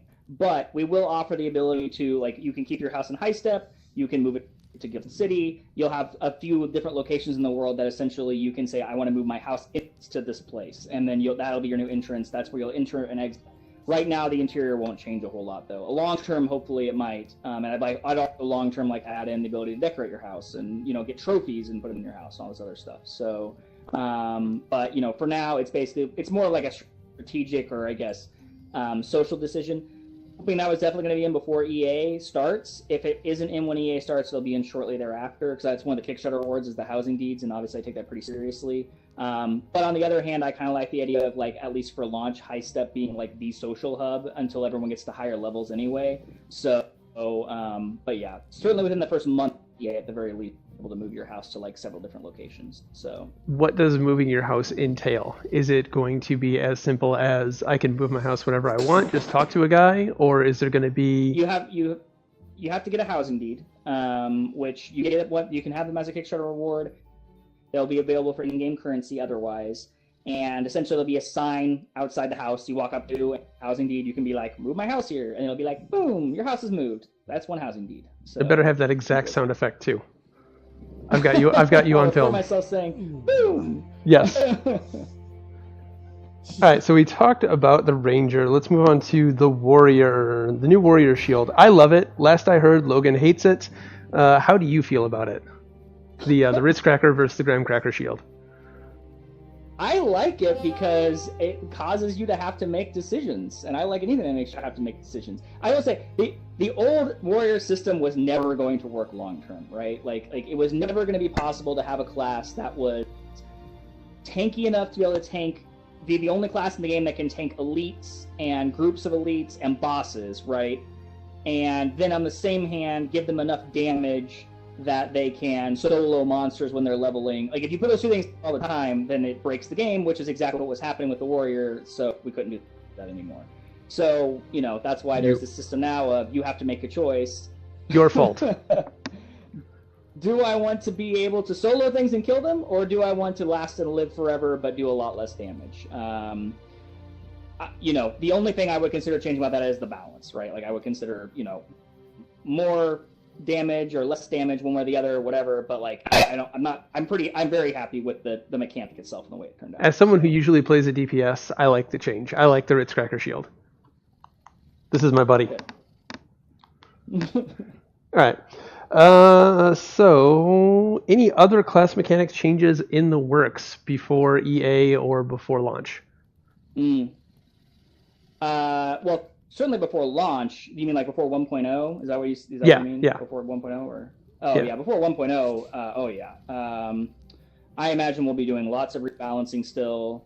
Well, more or less not so much rebalancing, but major changes, adding in the Ritz Cracker shield. I was just thinking and leading up to that. There will be a threat meter for sure for the Warrior. That's definitely coming in at some point. The Musketeer, I have some ideas. I'm not ready to talk about them yet, but they would be. Oh, come on. We're not going to hold you to it. Changes to a few things. Yeah, I don't believe that for a second. But I think that I'm looking at some things with aiming with the Musketeer. I'm looking at some things with orb selection. I'm looking at some things with orb chaining. So orbs that can chain into other orbs. So I think there needs to be a little more depth there. So yeah, but definitely I can definitely say, for example, the Warrior is going to get a threat mechanic that definitely needs to be in before we start getting to these hardcore raid, or hardcore dungeon mechanics. Because right now the Warrior has no idea where they're on the threat trip, and that's just not going to work. Yes. And then, like I said, the other side of it is it's not just the mechanics for the players; it's the fights themselves, right? So I want to see a lot more environmental interaction in the fights. Not just firing at the boss, but maybe there are targets that the Warrior's hitting, the Rangers or the roommates are hitting around the room, interact with the boss in a certain way. I want to see a lot more ads in fights. I want to see a lot more moving around and dodging. If you guys have been, if some of you have been to the aberrations and the wild zones, you'll notice there's a lot more going on there in terms of mechanics that involve multiple players doing things, dodging things a lot more of dodging on the ground, just standing in one spot. So.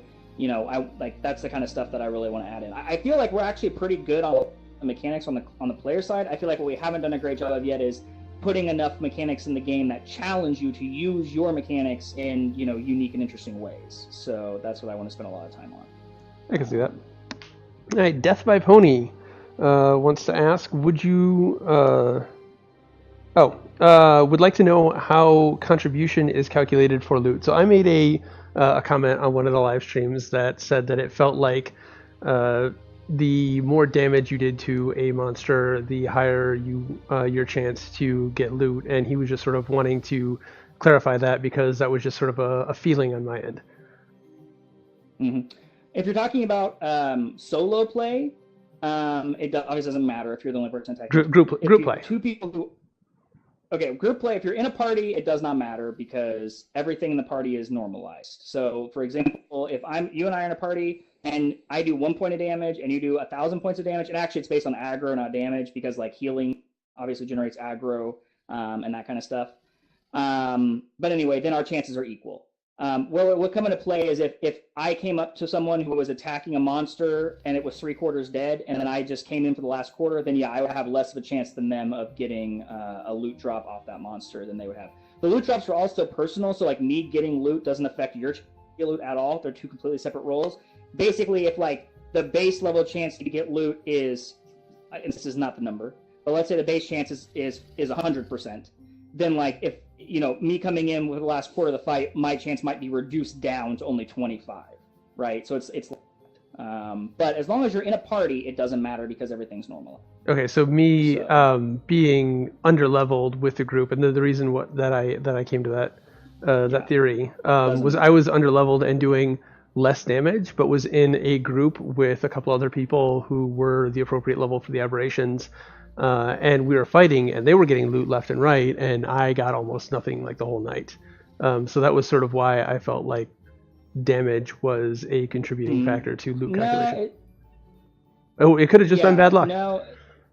No, I know. Because I take, obviously, I play my fair share of MMOs. I take loot very seriously in terms of I want everyone to feel like they're getting their fair share of chances to get loot.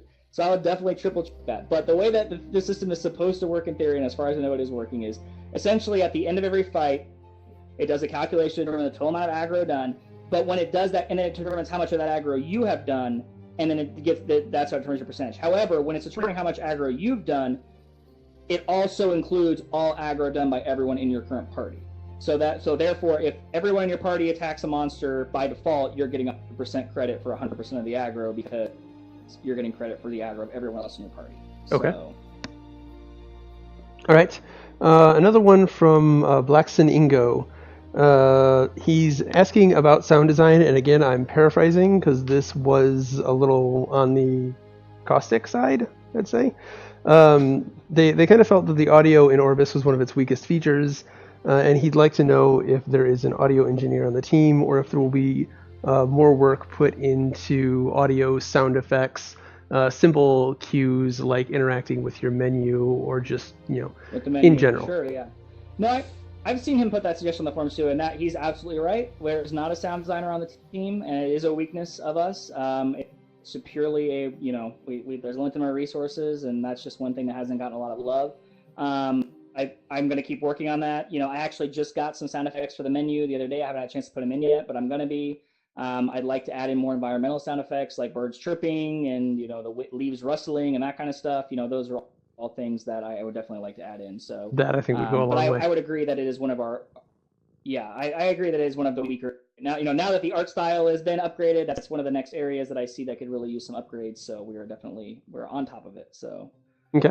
And just to touch on that as well, Orbus is wildly successful 2, 3, 4, 5 years down the road. Do you think that you will still be trying to upgrade the graphic style? Is it in such a way that you could evolve with technology? Or in 20 years, will we be playing this iteration of the art? Yeah, and that's a really far out, no guarantee on whatever you say is just sure. I would like to, or probably not going to be possible. Yeah, I guess I have a couple thoughts on that. One is this art style of, like, again, the cell shading with the more real, you know, we talked about earlier. That is what I wanted the game to look like from the beginning. So we're here now. I'm not saying we won't get better at that art style. We definitely will. right? Like I guarantee you the next new zone we do, first expansion, will look better than this one because we've learned a lot. We're starting with our stuff from the beginning. It'll look better from that perspective. But like, are we going to make the transition to like, you know, like, I don't know, realistic lighting, everything, you know, realistic spell effects, you know, all this other stuff? Like, is it going to look like, you know, the Far Cry of MMOs, you know, 5 years from now?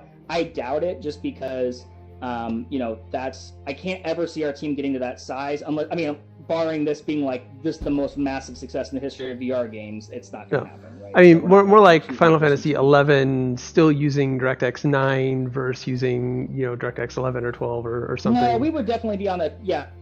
We'll keep upgrading that stuff. We'll keep on the latest version of Unity and DirectX and all that. So that'll definitely be something we'll be doing for sure. And like I said, it'll be more like how if you look at like vanilla WoW compared to WoW today obviously looks way better than vanilla WoW does, even though the art style is still the same, right? So, you know, that it'll be more like that. Right. That said, my other thought on that is to do long term, you know, if we're talking a 5-year timeline, this would not be the only world that I would want in the universe that is this platform, right? Like, I would want to make another game, maybe a sci-fi shooter or something, you know, that is on a different planet than this, that you can go to with your character, and that might have a totally different, right? That might have more of a realistic looking, you know, graphics. That might be the same, it might be different, I don't know, but be very long term. Are you sure you're Riley and not James Halliday? Well, I'm definitely not as talented as that fictional character, so I'm definitely not. But I mean, if you're talking long, I mean, yeah, if you're talking like pipe dreams 5 years from now, yeah, I mean, I want you to be able to like come into VR, and if, you know, whether you want to play a fantasy MMO or whether you want to go, you know, to Cyberpunk Town, USA, you know, I want you to be able to do, you know, all those things. So, but we'll see. I mean, all right. Grandiose ideas aside, we have a very important question from Ducko. Probably the most important question of the night. Okay? Ready? Okay. Ready. He wants to know, what kind of subway do you prefer? Does that mean like the sandwich, or does he mean? I think the sandwich. Yeah, the sandwich. He's a like, Subway fiend, like I'm a Dr. Pepper fiend. Oh, interesting. Okay. You know, I haven't had Subway in a while. I used to really love the meatball sub. I don't know if it's still good or not. But I'm a chicken bacon ranch kind of guy. My go-to. Chicken bacon ranch, yeah. I just haven't kept up on it that much, to be honest. There's not one that's like right by me anymore, so I don't go there as often. Yeah. I'm tapped out of questions. Do you still have a few minutes? Yeah, sure. Yeah, that's fine. Yeah. All right. Anybody here have some questions that they might want to get out that I didn't go over? Zoki, I see a hand. Come this way. We can't hear you. No mic. Can't hear you.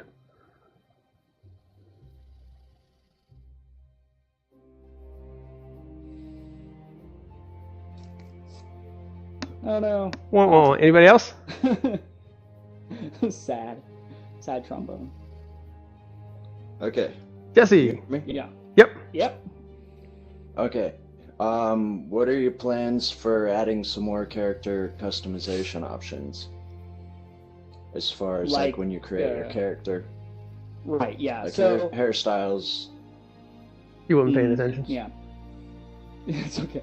I think that most of that will be through the cosmetic cash shop. I'm not saying that we wouldn't. I don't think he needs hairstyles. I'm not saying we wouldn't consider adding a few more that are included in the game, because we probably will too. Like probably what it'll be is like there'll be a content patch that comes out and it has like 20 new hairstyles, of which like 5 are free and 15 are optional cosmetic purchases. But customizing your character, that's probably somewhere where we'd like to see that be like a cosmetic cash shop type deal. And then as far like I mentioned the capes earlier too, that's not a character thing, but that's like a cosmetic thing that those are more achievement based though. Those won't be sold. So. Okay. Will we ever be able to change the character customization after the character's been made? Yeah, there'll definitely be like a barbershop in game. Yeah, for sure. Okay. The player movement, will that ever look smoother? That's another thing that I feel like is like the art style where I'm more okay with it than most people are. So probably yes, it will change to be smoother if you're sliding. Like if the people who are sliding will look smoother. The main problem with that is like I'll have to rework the way that some of the stuff. The reason I haven't done that so far is I don't want it to. It would affect the combat system, like in PvP, and I haven't had a chance to like dive into it enough to change it. But yeah, I mean, long term, I would definitely like to see it be smoother. Maybe I can do it to where it at least works in non-PvP areas, to where it's smooth, and then we can keep the current system for PvP areas or something. Right. Yeah, I think I had a question in here on that, but I think I might have missed it. Oh. Will we ever be able to invite other players into our house? I mean, long term, when we get to the point where you can decorate your house, I would say yes, but I don't have an ETA on when that would be. Like, it's definitely not the next 6 months. But I think that's a cool idea. You know, I like the idea of being able to invite your player, like another player into your house, so you guys can socialize in there and stuff. The other thing I'd like to figure out is, and whether we're talking about player houses or the Lakewood Inn or the Fellowship Hall, is, you know, something more stuff to do. Just social, like I'd like there to be some kind of like board game or something. You know what I mean? Something. I know some people play like Stack the Bottle, and that's fine. But it'd be nice if there was like an actual game to play. Or thinks we should just do the Destiny route and just put in like a ball you can throw around. And sadly, that would probably be enough. So. Somebody had mentioned, I think in one of the comments on the videos, you had talked about at one point like having a tavern filled with monitors or something to watch the current PvP games going on, and they're like definitely have like mage portals viewing into the PvP world. Oh yeah, that would be really cool. Yeah, if we ever get to the point where we're doing the 5v5, you know, PvP tournament thing, then definitely we'll do that. So. I feel like I missed a lot of questions. Too late, you said you were done. Logan. Yes. Well, Elk has a question. Is the fishing class ever going to get class-specific gear? Ooh. You mean like to wear? Yeah, I think it will. I would say yes, definitely it will. I don't know when, but I think definitely it will. We do have multiple fishing poles that will be in the game at EA. And I still have on my list to actually redo the fishing system so that those matter, because line strengths matter for different fish. I just haven't had time to do that yet. So, but yeah, no, definitely that makes sense. There's no reason why you shouldn't be able to get some, like, at least one set, if nothing. I mean, I don't know if we're gonna have 5 or 6 sets, you know, but at least one fishing gear set makes a lot of sense. So, who's next? Valen. Beards. Can we get beards? Can we be Gandalf? I will pass that along to Elijah. Yes, I will pass that along to Elijah. I don't see any reason why not. That'd be really cool. Yes, I was good look wise. Zilky, go ahead and post your question into Discord. And Logan, if you could look at Discord and pick up Zoki's question. Anybody else while we wait for that? I'm just gonna stretch my back here. How about earnable titles? Yeah, so we decided to do the capes for now. The other thing we are doing still, someone asked me about this the other day, was the surname policy. So if you get to level 20 in the main game, you can apply for us to add a surname onto your name. It still has to follow the same naming policy, and your first name has to follow the naming policy, so you cannot be called like XXX Hunter or something if you want a surname. But if you have a lovely name like, you know, Logan, you know, it's totally fine. Then you can apply to get a surname. And you can apply to share them if you would like to. So, you know, I'll ask the first person who applied for it. And that's all going to be done manually to start. It's not going to be some kind of automatic system just because it'll be easier to do manually to start. But, you know, yeah. So that's one way you'll be able to kind of differentiate your character. I wouldn't mind adding titles long term. It's something that we have, you know, right now. Right now we did the cape thing. So. And there will also be way more achievements in the game than there are right now. I just didn't want to put any of them in during beta because I didn't want everyone figuring out what they were and figuring out how to get them the quickest, so that if people care about, you know, world first achievement titles, you guys are all on even footing. So, yeah, there's a lot of achievements. So, question was seasonal events. Gonna have any? Good question. Yeah, definitely long term. Yeah, very good question. Yeah, long term for sure. Yeah. I mean, like if I was a betting man, I would probably bet on us like maybe shooting for like Halloween of 2018 as like our first one would probably be my guess, but we'll see. For sure. Mask slot, scary mask. Oh yeah, mask slot, special, maybe a special little like like we're doing the confetti cannon for launch. A special cannon of some kind that shoots out something fun. Pumpkin something, pumpkin. I don't know, rowing, pumpkin launching maybe. We've got all kinds of fun stuff in VR with Halloween. So pumpkin carving for scary ghost I house. also wanted to know fellowship capes. Do we get those? No, we don't have any plans for that right now. I think that's probably a long-term feature we'll look into adding. Yeah, it makes sense. But really, what I want the cape slot to be is like, it's like what is your what cape do you think looks the coolest, which is fine, or be like, what is your proudest achievement, right? Like, I have the best memories, like that time we took down, Sandiel the first time. That is like amazing memory for me. So I'm wearing that. I'm repping that cape, right? Like that is. And then your fellowship obviously can have a lot of meaning for you, but we are going to have the ability to see what fellowship you are under your name. I was going to say, I think the spirit of that question is how do I rep my fellowship? Yeah, it'll show up under your name or above it or something. Yeah, for sure. So, anybody else? Will the next level ever increase? Yeah, with expansions, it'll definitely increase with expansions. So,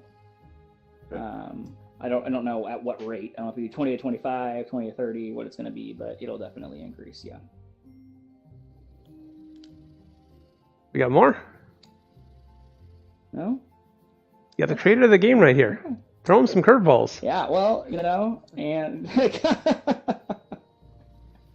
yeah, true. They want me to get back to making the game.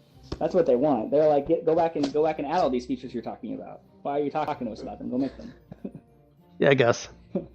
What's the difference between the founder cape and the epic founder cape? Just a different design. I mean, they're all just different designs at the end of the day.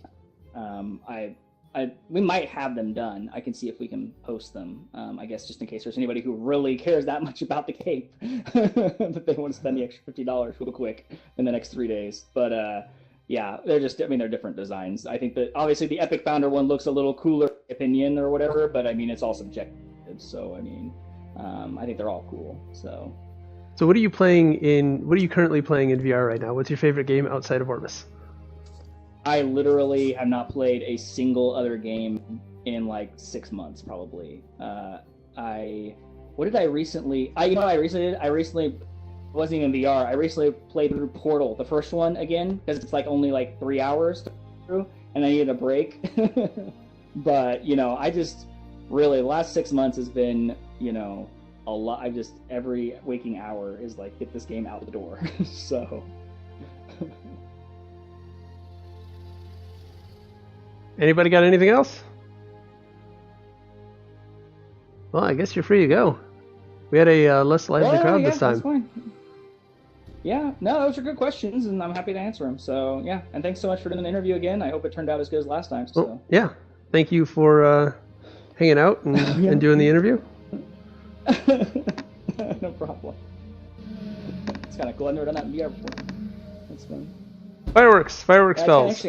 Everybody, fireworks spells. It got cloudy out. It did. I love the skybox.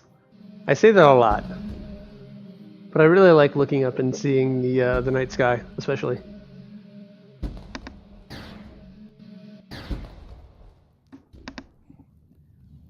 When do we get fireworks level 3? Soon.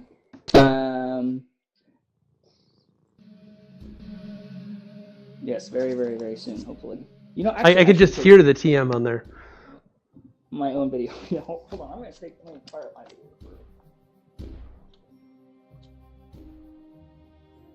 Guys, we broke him. You guys broke him.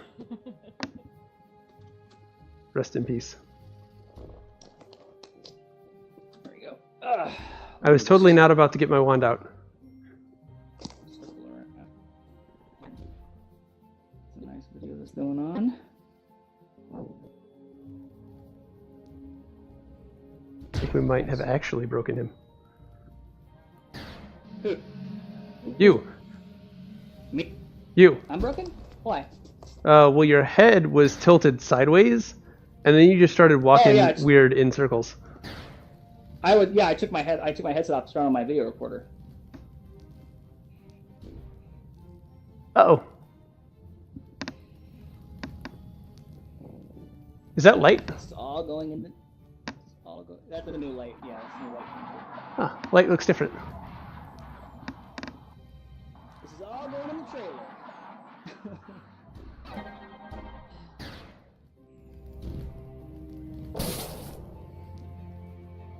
Nice. Okay, cool. Alright, well, I will bid you all adieu as I go get back to work on getting this game out the door. So, thanks for dropping by and saying hi, and I'll see you again soon, I'm sure. Bye-bye. Bye. See you later, Bye. man. Bye-bye.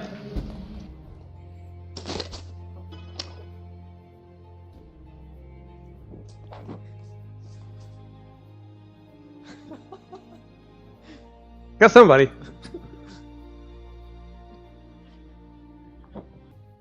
Alright guys, well that is going to do it for our second interview with Riley on Orbus VR. Great guy taking the time out. I bombarded him with a whole bunch of questions. We didn't have as active an audience as we did last time, where we ended and still had 40 minutes worth of questions. So that was a little bit disappointing. I expected there to be more community interaction at the end, but still, overall, a good interview. I hope it was useful. I hope it was helpful, and you got some of your questions. I feel like I might have missed some of the community questions, and if I missed your question, I am very sorry. Having my PC down threw everything into chaos with the move to the new house, so I am sorry for that. I apologize if I missed you. Shoot it over in Discord, and I'm sure Riley or Outlander will be more than happy to answer for you guys. That's going to do it for me as we look at this beautiful sunset over here and the new art style. The game just looks great now. I didn't have any problems with it before, but now it is looking much better, and I hope you all agree and decide to support the game. Get in the beta. Come join me. Let's go grind up a new character to level 20 and get that special cape or whatever it's going to be. But like I said, that's going to do it for this video. Please be sure to hit that like, sub, comment down below. I think I'm also an Amazon partner now, so there should be a link down there somewhere to Amazon that if you buy anything through that link, it helps support the channel. Really appreciate that. I just bought a very expensive DSLR camera to start doing mixed reality sort of videos. I want to get a green screen, but just have make a little bitty me somewhere in one of these corners. I didn't have enough time to set it up for this interview, but future videos will start having a new format, so look forward to that. But anyways, I will see you guys in the next video. Later.